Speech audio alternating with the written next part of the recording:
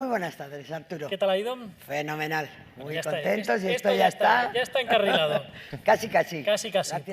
Pues nada, te dejo como siempre en el escenario y con el reloj marcando las horas, que hoy sí que tenemos que ser hiperpuntuales. Don Pablo Bellido, presidente de las Cortes de Castilla-La Mancha, la segunda autoridad a nivel autonómico de nuestra tierra. Muchísimas gracias por participar en el segundo Foro Económico del Español de Castilla-La Mancha. Placer. Y la pregunta es obvia. ¿Dónde está el secreto para que nuestro Parlamento, el Parlamento Autonómico, sea un lugar tranquilo, comparado evidentemente con el Congreso de los Diputados, que se ha convertido, tiene un ambiente más propio de una taberna que de una institución del Estado, y cosa que lamentamos todos? Bueno, yo creo que el principal mérito es de los diputados y las diputadas de las Cortes de Castilla-La Mancha, de su comportamiento, porque esto va de actitudes personales, pero es verdad que al tener un Parlamento con solo 3 partidos, donde no están presentes las opciones más extremas del arco parlamentario nacional, la ultraderecha y la ultraizquierda, por definirlos de alguna manera, pues eso hace que sea más fácil en algunos momentos mantener conversaciones normales, ¿no? Un diálogo más institucional de partidos que se consideran más ajustados al sistema político que aquellos que van buscando provocaciones para conseguir titulares. En cualquier caso, yo le doy el reconocimiento a sus señorías, a los diputados y diputadas de Castilla-La Mancha que representan a la sociedad y que en general se comportan de manera muy correcta. Esa imagen de los diputados que todos sabemos a nivel nacional, usted lo ha sido y por lo tanto sabe muy bien de lo que estamos hablando, que se pelean en el hemiciclo, pero luego nos vamos a la parte de atrás o al bar o a cualquier sitio y tienen una relación más cordial. ¿Ocurre aquí o aquí las cosas están más tensionadas con el partido de la oposición, con Paco Núñez? Ocurre de manera muy parecida. Yo la verdad es que las experiencias parlamentarias que he tenido, tanto en el Congreso de los Diputados como en las Cortes de Castilla-La Mancha, la relación ha sido muy buena con quien me ha tocado intervenir, con quien he tenido a veces incluso que enfrentarnos dialécticamente, manteniendo posiciones distintas, pero en general el respeto es lo que impera. Y cuando no es así, cuando hay alguna excepción, alguna persona que tiene un comportamiento más grosero, menos respetuoso, bueno, pues evidentemente intentamos aislar el problema en esa persona y no hacerlo causa común para un partido político, porque no tiene sentido. Tenemos que entendernos, tenemos que saber respetarnos y sobre todo tenemos que buscar puntos en común para construir en beneficio de la sociedad a la que servimos. Es verdad que luego vamos a hablar de elecciones, porque no cabe otra en el periodo en el que estamos, pero usted en alguna ocasión ha dicho que el líder de la oposición no es de fiar. Y me llama eso la atención dentro del ambiente, evidentemente, que tenemos de bastante consensos pactados en algunos temas conflictivos. Esta mañana hablábamos con los agentes sociales. Aquí somos capaces en nuestra tierra de llegar a acuerdos. ¿Por qué cree usted que Paco Núñez no? Yo lo decía en el contexto de la defensa de los intereses de Castilla-La Mancha.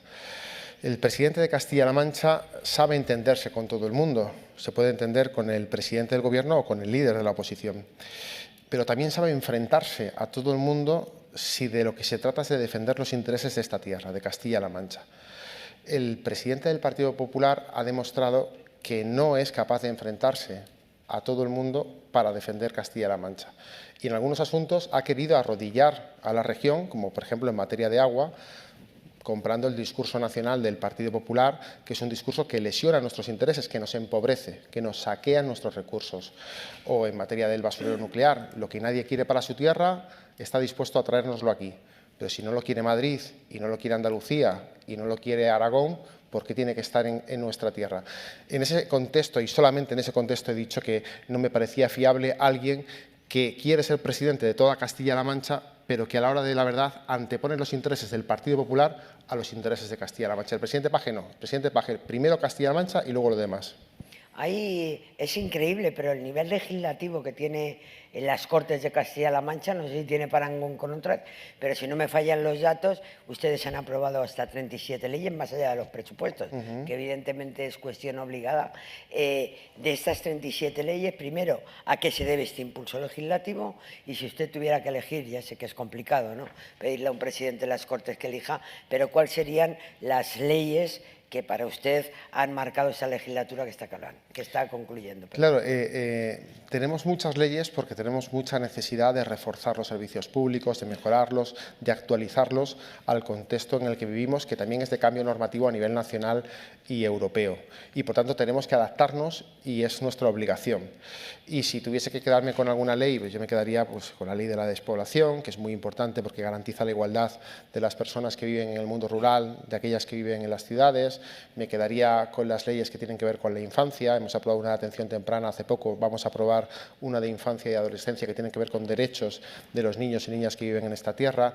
Me quedaría también con aquellas que tienen que ver con el cambio climático, con los asuntos medioambientales y también con la extensión de derechos LGTBI. En fin, yo creo que ha habido leyes muy bonitas en esta legislatura y algunas muy importantes en materia económica, como la de proyectos prioritarios, que han permitido atraer riqueza a diversos lugares de Castilla-La Mancha, donde no es fácil, poniéndole las cosas más sencillas desde los gobiernos, desde el gobierno de la región, pero también desde las instituciones municipales y, evidentemente, generando empleo en lugares donde, si no lo hiciéramos, pues probablemente tendríamos altísimas tasas de desempleo. Este es un foro económico, prioritariamente, aunque la política y la economía, como usted sabe muy bien, se rozan siempre. Yo quería saber si es que existe una cifra aproximada en términos económicos de qué estamos hablando cuando aprobamos este número tan grande de leyes en Castilla-La Mancha. Es difícil ponerle una cifra a algunas leyes. Hay leyes que tienen como contenido fundamental ingresar más. En Castilla-La Mancha se ha bajado la imposición, se pagan menos impuestos ahora que hace 4 años, pero evidentemente se recauda más porque hay más riqueza, hemos atraído más empresas.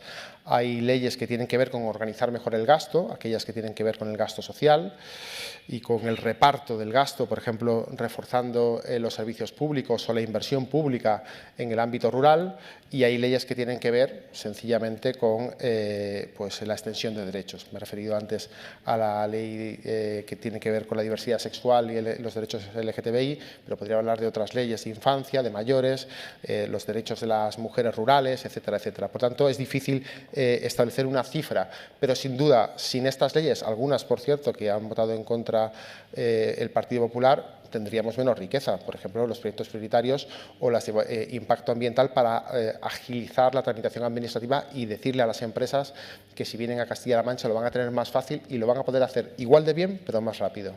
En este foro, ayer, intervinieron los presidentes autonómicos, el presidente Paje, pero también el presidente Lasmar, el presidente Guillermo Fernández Vara. Se habló de un tema que ha sido prioritario en Castilla-La Mancha porque ha llevado la voz cantante, que es el tema de la ley de caza, de bienestar animal, aquí lo llamamos la ley de caza, pero sí que me querría detener, porque efectivamente que un Parlamento autonómico apruebe una ley que tiene relevancia nacional y que el Gobierno se tiene que ver obligado sí o sí, a pesar de sus socios, ¿cómo valora usted este caso? Porque ha sido el último, pero hay otras cuantas. Aquí fuimos pioneros en la ley cremallera. O sea, el Parlamento de Castilla-La Mancha tiene mucho recorrido en este sentido. Así es. Por cierto, felicidades que están cumpliendo los 40 años, pero ahora le preguntaré. Nos sentimos muy orgullosos de influir. La autonomía nos ha dado capacidad para organizarnos mejor, pero también para tener influencia en la defensa de nuestros intereses. En lo que tiene que ver con la ley de bienestar animal, nosotros aprobamos una ley por consenso con el sector y por consenso de los grupos parlamentarios. Nos pusimos de acuerdo. Y además de eso, el presidente de Castilla-La Mancha, defendiendo los intereses de nuestra economía, de nuestra sociedad, de nuestra cultura, ha elevado la voz para pedir que el Congreso de los Diputados haga una ley de bienestar animal que no cercene los derechos de las personas que en nuestra tierra ejercen legítimamente la caza. Y además es una caza que en la inmensa mayoría de los casos es una caza social.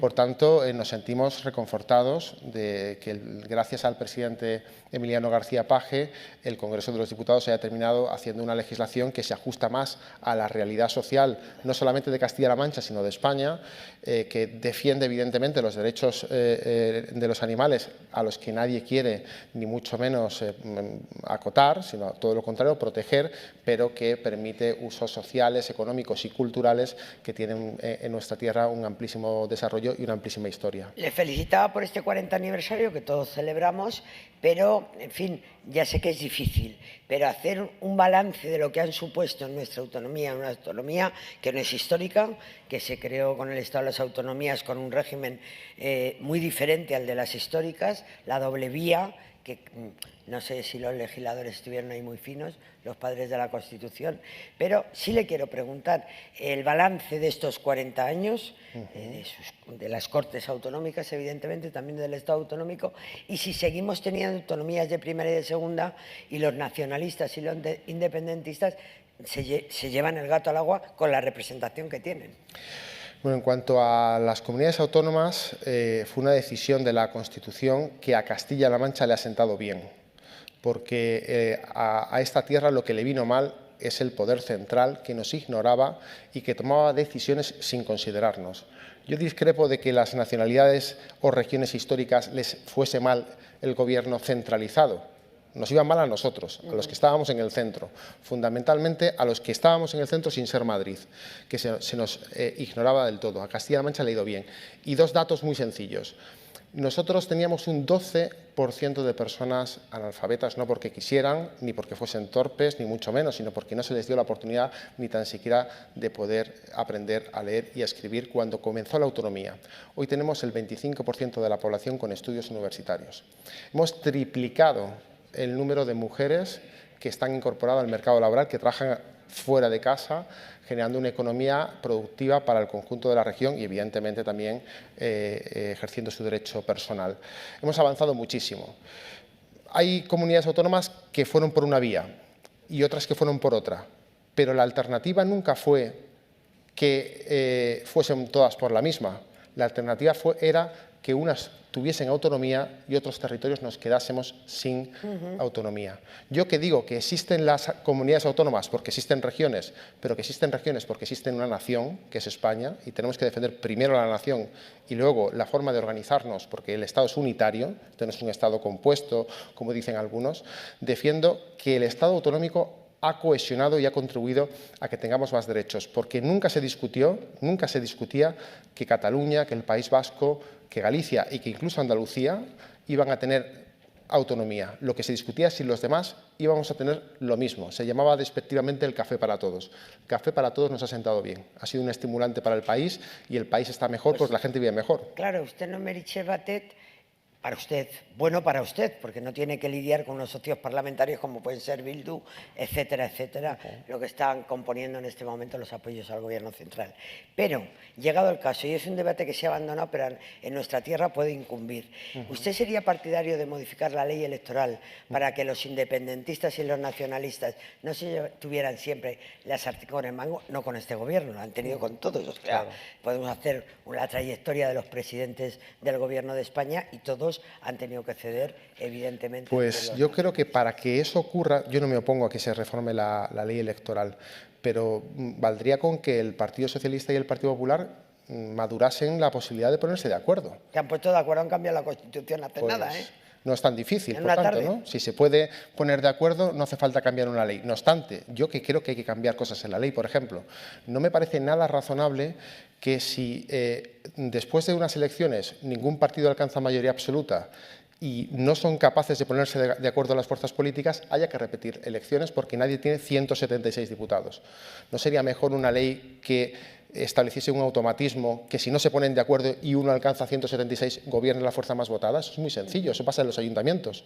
Y creo que, francamente, dejaríamos de bloquearnos y dejaríamos de entorpecer el funcionamiento de las instituciones. Luego se puede poner un límite para que no haya más de una elección en un año, ¿no?, del mismo ámbito, cosas razonables, ¿no? O, por ejemplo, en la Ley de Presupuestos Generales del Estado no se puede aprobar un sistema que apruebe una senda financiera durante 4 años y luego ajustes anuales, que no tener que estar negociando todos los años inversiones que terminamos en detalles como quién va a pintar las aceras de una calle de una ciudad de Cataluña o de Andalucía o de Canarias porque tienen los votos necesarios para condicionar esa decisión. Yo creo que hay reformas posibles y convenientes que tienen que ver con la ley electoral y que tienen que ver con la organización con la configuración del Poder Legislativo del Congreso de los Diputados y que se pueden hacer. Y una de ellas, Una de ellas puede ser la de perfectamente que gobierne la lista más votada si no se ponen de acuerdo ningún partido para que las minorías consigan 176 diputados. Acaba de dar un titular importante, gobernar la lista más votada, nada más y nada menos. Pero yo le quería preguntar, tal como está la cosa, ¿usted también piensa que puede haber una vuelta al bipartidismo? Es decir, hemos vivido unos años, ustedes lo vivieron perfectamente con el gobierno de Emiliano García Paje con Podemos, que efectivamente duró y poco. Ahora todo el mundo plantea la posibilidad de que Vox tenga la llave para gobernar con el PP. ¿Esto es un retroceso en términos democráticos en algunos aspectos? Legal, no estoy cuestionando ni mucho menos la elección de esos partidos, pero ¿usted augura, si la cosa sigue igual de cara a los ciudadanos, que tengamos una vuelta al bipartidismo? No lo veo imposible. El bipartidismo español ha sido un bipartidismo imperfecto porque ha habido Partido Comunista e Izquierda Unida que han influido y ha habido fuerzas nacionalistas que han tenido un papel muy determinante en estos 45 años de desarrollo constitucional, pero no lo veo improbable porque efectivamente hay algunas anomalías o hay algunas casuísticas que está llevando esta sociedad, este Parlamento más fragmentado, que muchos ciudadanos y ciudadanas lo valoran negativamente. Normalmente el Partido Socialista y el Partido Popular tienen la responsabilidad de pensar en el bien común y de pensar en el conjunto de la sociedad a la que se representa, a quien te vota y a quien no te vota. Y hay otros partidos que tienen el privilegio, o se lo toman, de pensar en cuestiones muy minoritarias. Y eso hace que a veces fuercen iniciativas que no representan a la mayoría ni al interés general. Pasa en el ámbito territorial y pasa también con iniciativas de carácter social. Por tanto, yo lo que creo es que no se puede descartar esa hipótesis, lo deciden los ciudadanos y las ciudadanas con su voto cuando llegan las elecciones, pero evidentemente hay distorsiones que ha traído este sistema legítimamente, que yo creo que hay una reflexión colectiva que se está imponiendo de que no era tan malo aquello que hace unos años parecía que era la casta, ¿no? Que era el PSOE y el PP, y que yo creo que en algunas cosas han cometido errores los partidos, pero que en otras contribuían a darle una mayor estabilidad institucional a nuestro país. Le tengo que preguntar, y a mi pesar, pero efectivamente esta hoy es una noticia que está en todos los periódicos, usted no tiene ningún diputado que haya tenido una actitud vergonzosa, pero ahí está el tema. O sea, estamos viendo estos días como un diputado de su partido ha tenido una actitud, desde mi punto de vista, repugnante, y yo quería que me diera una opinión al respecto. Ayer no la dieron el presidente Emiliano García Paje, el ministro Bolaños. ¿Cuál es su opinión? Pues mi opinión es que es una persona que no merece estar en política, que no representa nuestros valores, que desde luego es incalificable, es absolutamente incalificable a nivel personal lo que ha hecho, y que lo mejor que podemos hacer todos y todas es apartar a cualquier persona que se corrompa o que quiera corromper a alguien de la política. Distingo, eso sí, cuando la corrupción es de una persona que hace mal las cosas, que no la queremos en política y que desde luego no representa nuestros valores, de cuando la corrupción viene desde un entramado más institucional.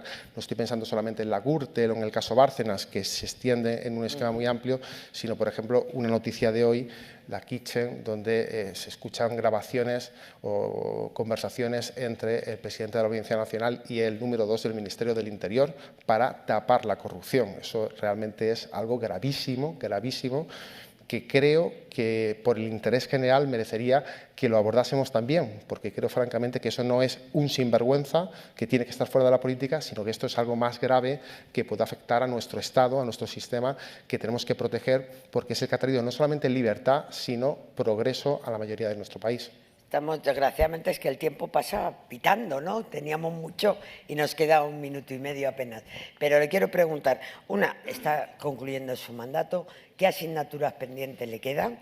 Si repite, si ustedes ganan las elecciones y el presidente del Gobierno, pues bueno, considera que tiene que seguir siendo usted presidente de las Cortes, ¿qué temas le quedan por hacer y qué actitud querría de la oposición? Bueno, yo me siento satisfecho cómo ha ido la legislatura. Hemos avanzado en muchas cosas, hemos tenido un gran impulso en materia de accesibilidad, de igualdad, de sostenibilidad en las Cortes. Legislativamente creo francamente que ha sido muy provechosa para la región este mandato, esta legislatura, pero evidentemente siempre quedan algunas cosas pendientes, ¿no? A mí me parece que el reglamento debería establecer un mecanismo por el cual lo que hablemos en el Parlamento Autonómico tenga que ver con Castilla-La Mancha, no solamente con las competencias que tenemos encomendadas, sino también con asuntos que pueden ser de competencias del Estado, pero que afectan a Castilla-La Mancha, pero no reproducir los debates que ya hace el Congreso o el Senado, porque francamente creo que para eso está la tribuna pública, los medios de comunicación, que lo hacéis formidablemente bien, y también el Congreso y el Senado.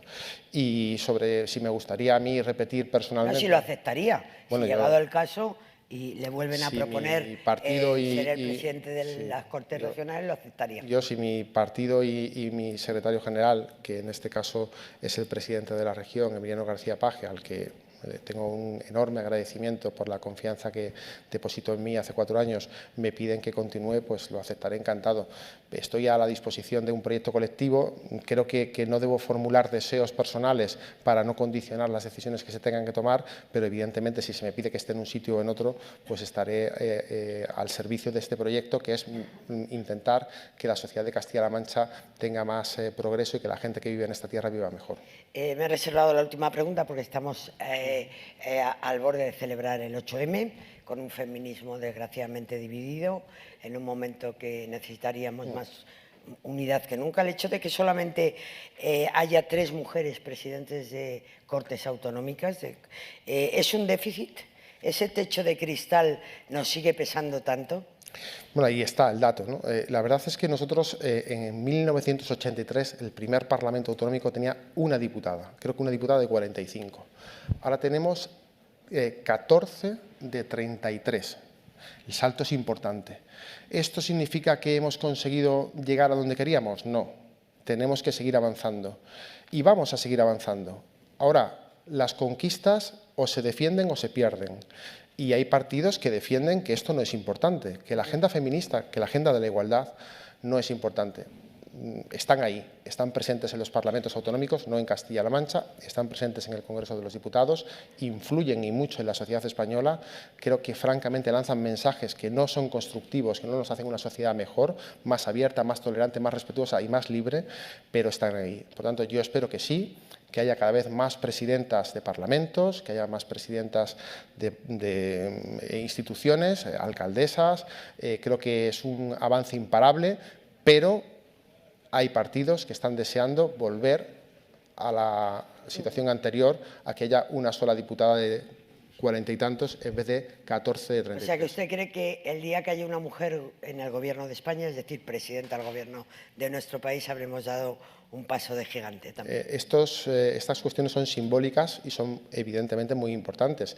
Y tiene que ser la mejor persona y tendrá que suceder en algún momento, pero nuestra obligación es que no haya territorios, que no haya techos que impidan que las mujeres, desarrollando su capacidad, sus ganas, sus deseos, sus ambiciones legítimas, puedan llegar donde quieran. Esa es nuestra obligación moral. Creo que lo estamos consiguiendo, no está siendo fácil, hay resistencias que intentan impedirlo, pero yo creo que la sociedad española es una de las sociedades en este sentido más progresistas, que tienen una mentalidad más abierta y que quieren evidentemente que las próximas generaciones, cuanto antes, consigan el reto de la igualdad real. Me quedo con esos 2 conceptos: democracia plena, instituciones que hagan honor a lo que representan. Y nos hemos pasado 3 minutos, creo que me van a echar la bronca, pero muchísimas gracias porque se nos ha pasado en 1 minuto. Muchas gracias.